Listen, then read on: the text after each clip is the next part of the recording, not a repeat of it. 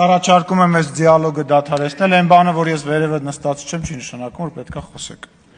Հիմա մի հատ լավ կինո կա, «Կորոնը Ռոսийской империи»,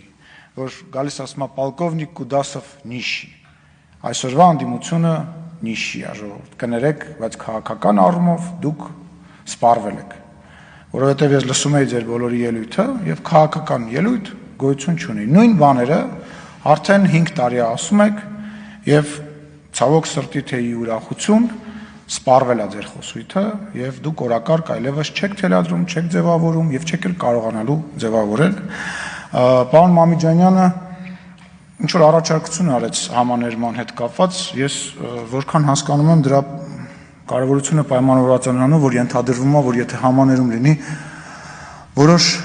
իրենց նախկին գործընկերներ կարող են գնեն այդ համաներման տակ, եթե առաջարկը դրան է վերաբերվում, պատասխանը ես ինձ իրավունք կվերապահեմ, ասեմ ոչ,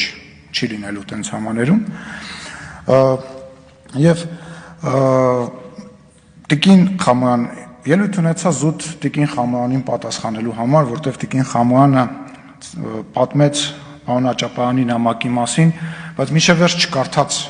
Աջապայանի նամակը։ Ես կվերջացնեմ Աջապայանի նամակը, որը որ նա գրել է։ Ես ակնարկել եմ այս բոլոր